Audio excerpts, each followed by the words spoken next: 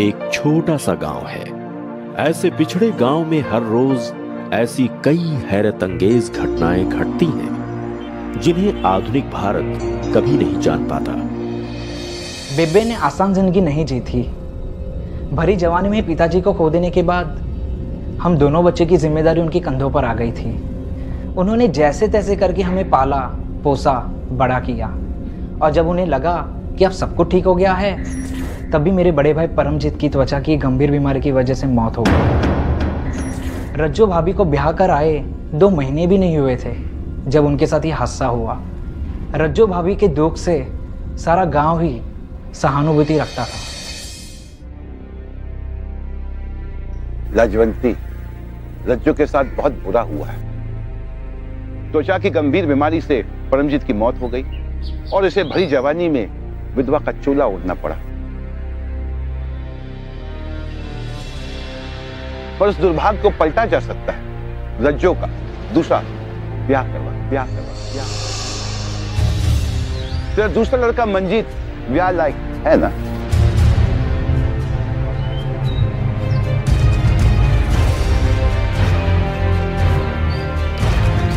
हम पंच मानते हैं कि तुम्हें रज्जो का ब्याह मंजीत से कर देना चाहिए।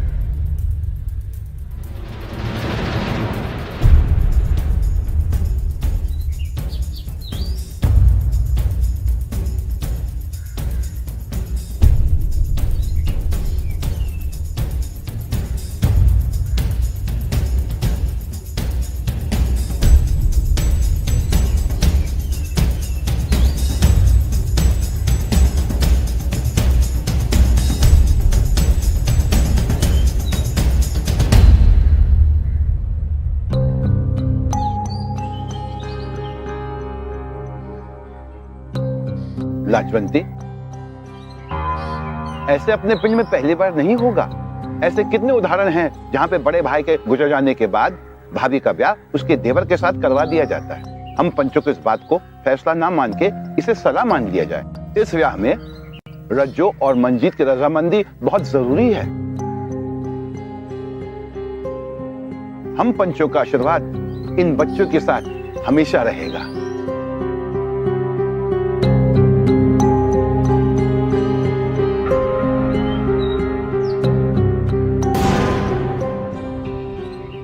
लाजवंती, रज्जो के आगे पूरी जिंदगी पड़ी है तो कब तक उसकी सरपरस्ती कर सकती है? और पंचों ने नेक सलाह दी है, घर की इज्जत घर में ही रहेगी। ठीक है, मैं रज्जो और मंजीत से बात करूंगी। आगे तो रब भी रखा।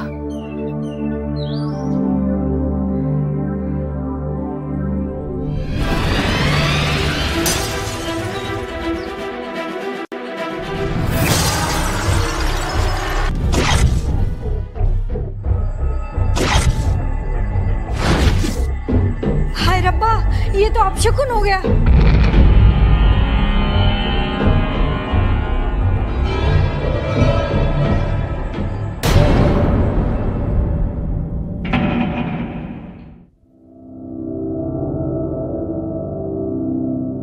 रज्जो पुत्र, मैं जानती हूँ कि विधवा होना की हुंदा है। जो मैंने सारी उम्र दुख भोग्या, उसी दुख को तू अपनी जिंदगी बनाना चाहती है? ना पुत्र ना, मान ले मेरी बात। तू मंजीत से दूसरा ब्याह कर ले। बेबे तू की कह रही है? वो भाभी है मेरी। अरे मैं ऐसे सोच भी कैसे सकता हूं? बड़े भाई के जाने के बाद छोटे भाई को ही उसके परिवार की जवाबदारी उठानी पड़ती है। पुत्र, ये तो समाज का नियम है। तेनू भी परमजीत दी वोटी दी जवाबदारी संभालनी पवेगी। पर बेबे, मेरी गल मान ले, मैं तेरी मां हूं। जो कह रही हूं सोच समझ के कह रही हूं, ठीक कह रही हूं। ठीक है बेबे।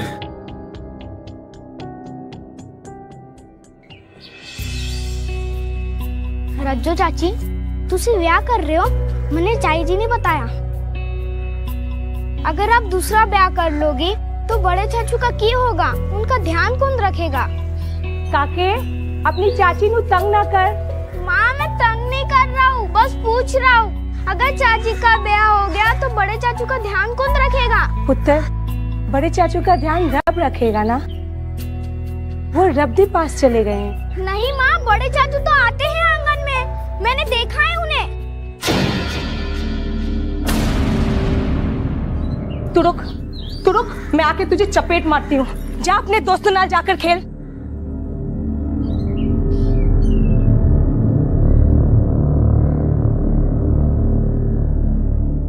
रज्जो, उसकी बात का बुरा मत मानना, वो बच्चा है। माँ, मैं सच कह रहा हूँ, मैंने बड़े चाचू को देखा है आंगन में। तू रुक, मैं अभी आती हूँ। चल यहाँ से।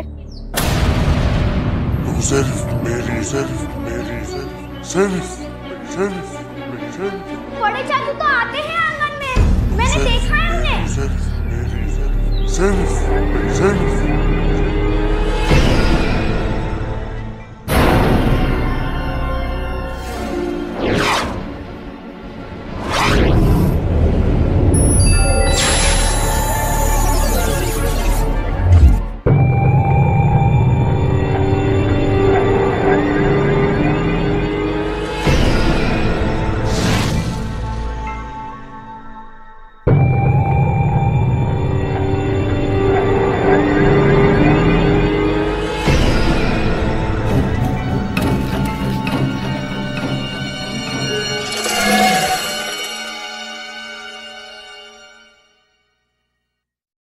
बेबे,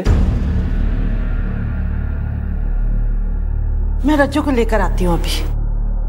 जी।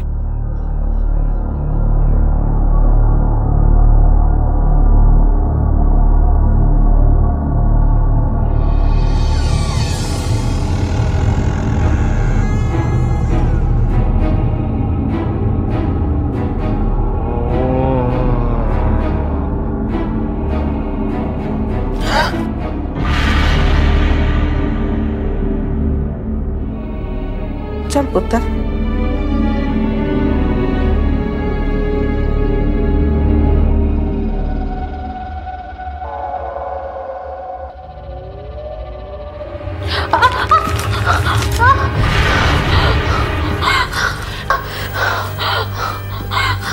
क्यों है पुत्र? ऐसा लगता है जैसे किसी ने मेरा पैर मरोड़ दिया हो। लगता है नस चढ़ गई है। एक काम कर रज्जो, तू अपने मामे का नाम ले।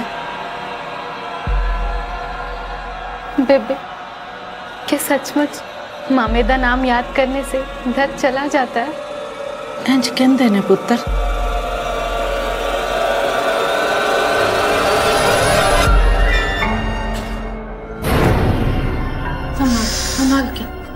संभाल के।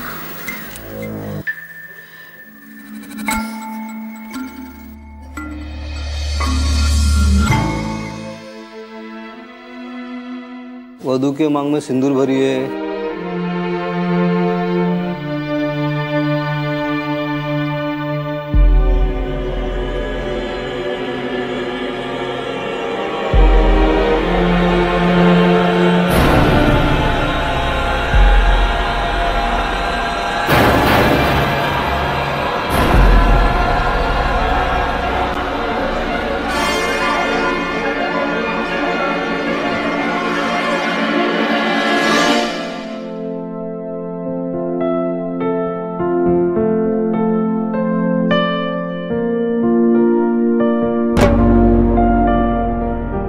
वधू को मंगलसूत्र पहनाइए।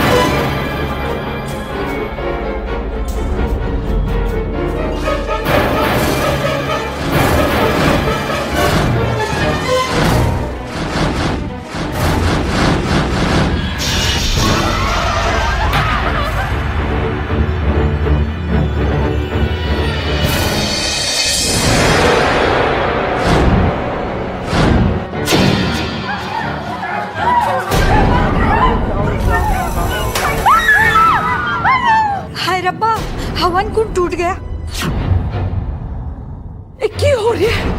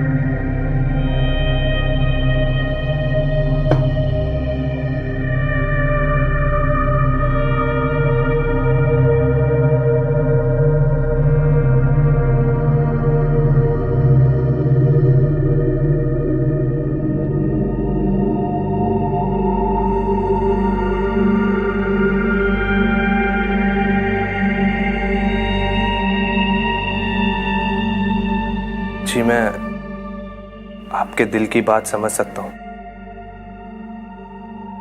कल तक जो आपका देवर था, आज वो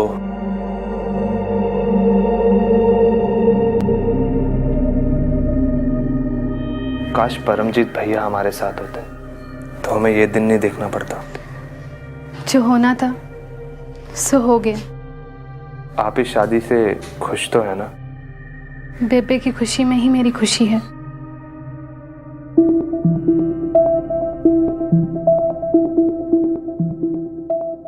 तो आप परेशान क्यों लग रहे हो?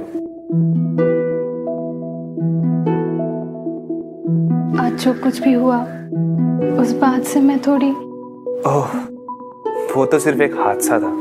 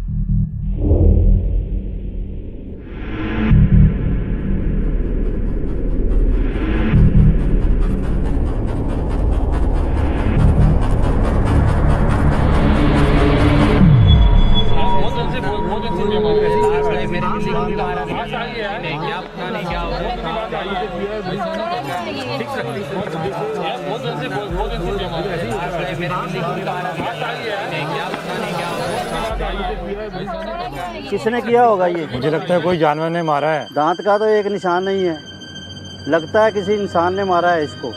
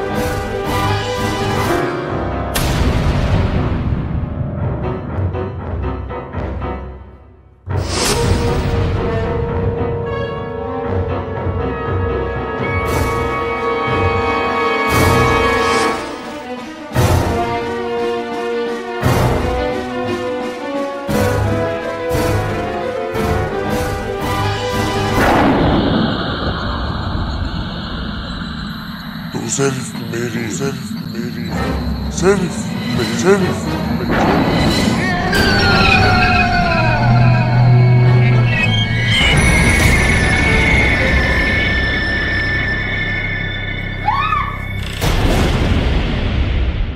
परमजीत के साथ सुख का मैंने एक पल भी कभी नहीं गुजारा। वो हमेशा मुझ पे शक करता था। बेबे ने कई बार मुझसे पूछा कि मैं हमेशा इतनी डरी सहमी क्यों रहती हूँ, पर मैंने कभी किसी से कुछ नहीं बताया, क्योंकि मुझे लगता था कि वक्त के साथ सब कुछ ठीक हो जाएगा। इतनी देर कहाँ लगा थी? वो मैं बाजार में सब्जी लेने में इतनी देर लगती है? सब्जी लेने गई थी या किसी दलाल मिलन? ये आप क्या कह रहे हो जी?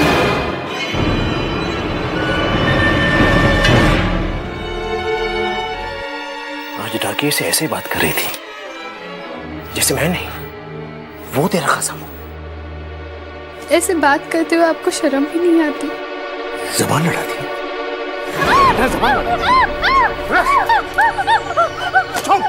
एकदम चुप। जरा से भी आवाज कटी ना तो तेरा मुंह तोड़ दूंगा। और खबरदार, आज के बाद अगर किसी गैर मर्द नाल बात करने की जरूरत भी की ना, तो तुझसे बात करने का हक सिर्फ मेरा है, सिर्फ मेरा, समझी?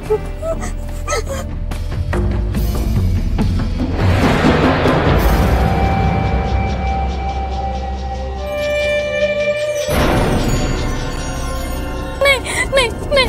चुप, एकदम चुप।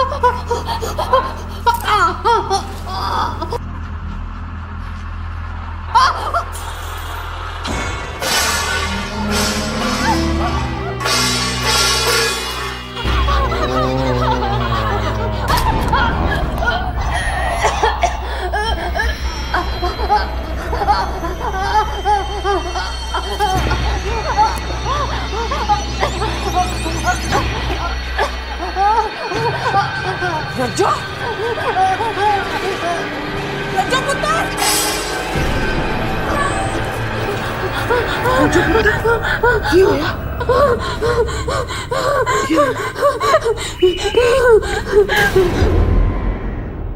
रज्जो जी, ये आपके मन का वहम भी तो हो सकता है। चलिए आप थोड़ी देर आराम कर लीजिए। वो हमारी शादी से कुछ नहीं है। कौन वो?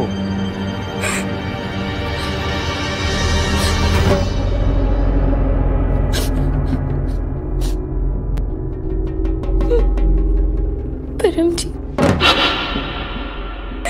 जी क्या कह रही हैं रज्जो जी? भैया को मरे हुए पूरे 2 साल हो गए। रब उनकी आत्मा को शांति दे। वो कहीं नहीं गए। वो तो आज भी यहाँ मौजूद है। उन्हें मैं किसी से बात करूं ना तो भी मंजूर नहीं था। और मैंने तो दूसरी शादी कर ली।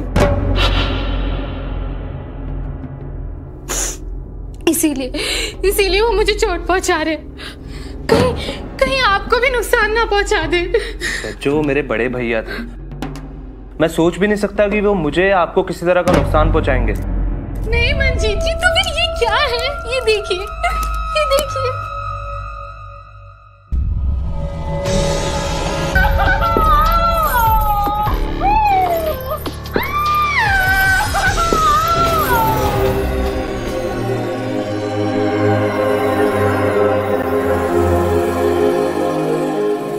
ये देखिए।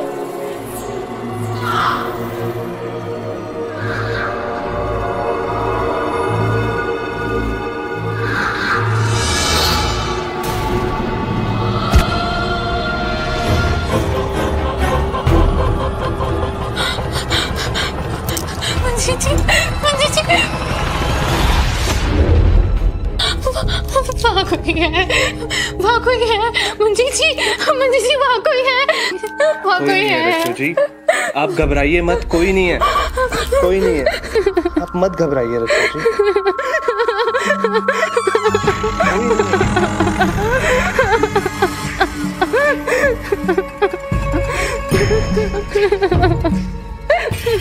मत घबराइए।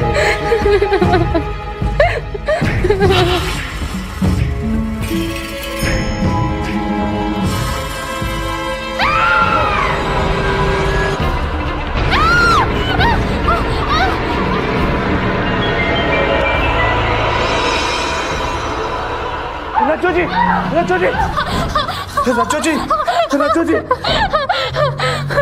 वो हमें जीने नहीं देगा, वो मुझे मार डालेगा। आपको कुछ नहीं होगा रज्जू जी, मैं हूं ना। वो मार डालेगा। कुछ नहीं होगा, मैं हूं ना, मैं हूं ना।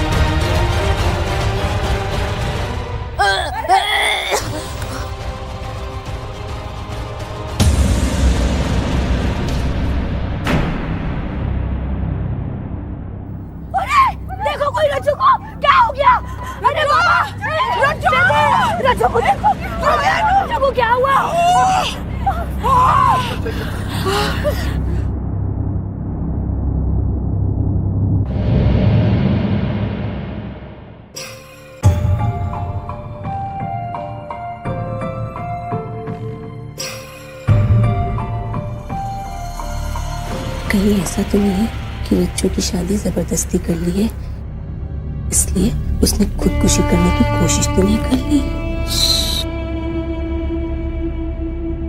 इन्हें आराम की जरूरत है। जी डॉक्टर साहब।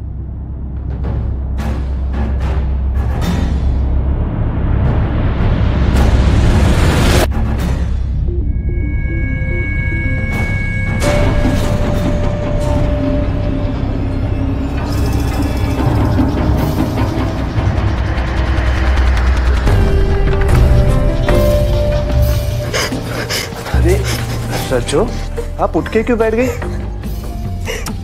क्या हुआ? अच्छा आप मुझे ये बताओ, आप कपड़े सुखाने वाली तार में कैसे फंस गई?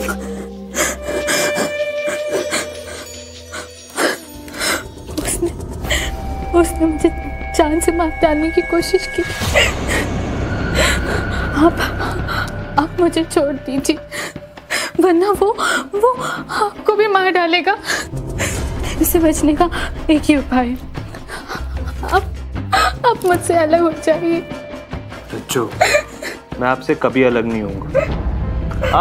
आप मेरी पत्नी हो, आपकी जिम्मेदारी मेरे ऊपर है। मैं आपको कभी नहीं छोड़ूंगा, चाहे जो भी हो जाए।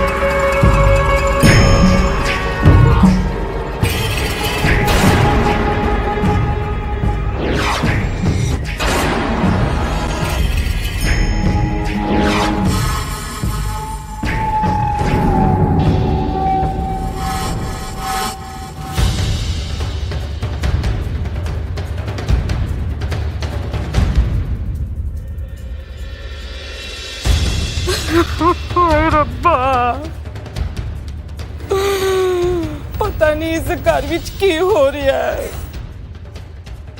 तू किस गल दा बदला ले रही है? मेरे परमजीत ने तो तू छिल लिता, पर मेरे मनजीत दी जिंदगी नू तू बख्श दे। हे सच्चे पातशाह, मैं तेरे अगे अरदास करनी आ, मेरे मनजीत दी जिंदगी नू तू बख्श दे दाता। सब ठीक हो जाना है, तुसी फिक्र मत करो। वो जो भी करता है सोच समझ के करता है। अपनी तसल्ली के वास्ते घर बीच एक पूजा रख दो। अगर किसी की नजर लगी होगी तो दूर हो जाएगी।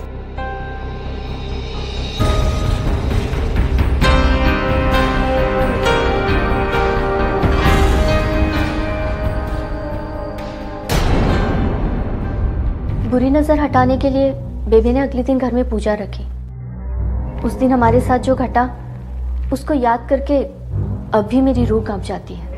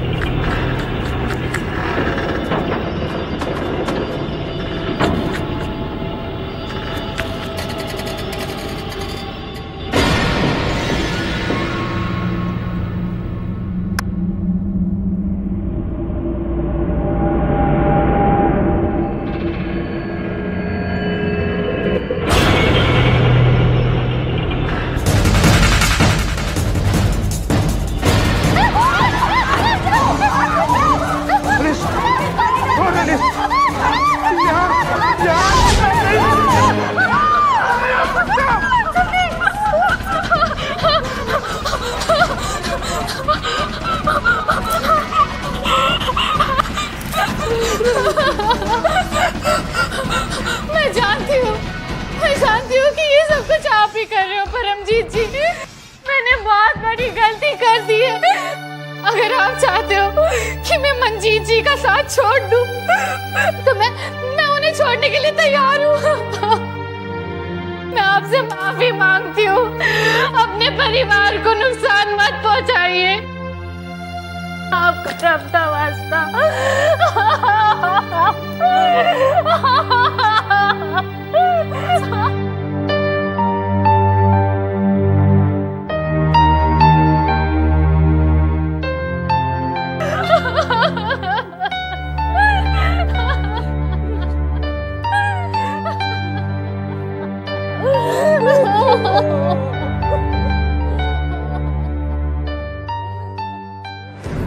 प्रेत कभी भी तब तक किसी को सुख से नहीं रहने देगा जब तक उसका प्रेतत्व ना नष्ट हो जाए। और यही कारण है वो शरीर से हीन है, अपने लिए कुछ नहीं कर सकता, तो वो दूसरों के शरीर के ऊपर, दूसरों के शरीर के गुणों में आकर के तरह तरह की हरकतें करता है, जिससे लोग तंग आकर के उसके लिए ऐसे उपाय करें जिससे वो प्रेतत्व से मुक्त हो जाए।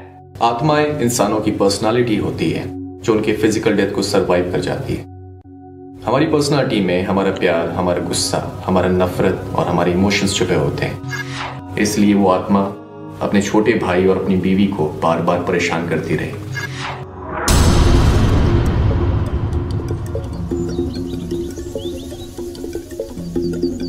रज्जू और मंजीत का विवाह पूरी तरह से नहीं हो पाया। हादसों की वजह से अलग होना ही बेहतर रास्ता था।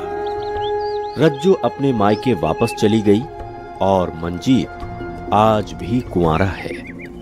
दो जिंदगियां जो एक होके खुशी से रह सकती थीं, उस अंजाम तक नहीं पहुंच पाई। ऐसा भी होता है, हो रहा है। मैं बस एक सुकून की जिंदगी जीना चाहती हूँ और रब से यही उम्मीद करती हूँ कि एक दिन वो सब कुछ ठीक कर देंगे। कहते हैं पति पत्नी का रिश्ता जन्म जन्मांतर का होता है। रज्जू और परमजीत के रिश्ते को देखकर तो यही लगता है कि इस बात में जरूर कुछ सच्चाई है। परमजीत मरकर भी रज्जू से अलग नहीं हो पाया। वो आज भी हर समय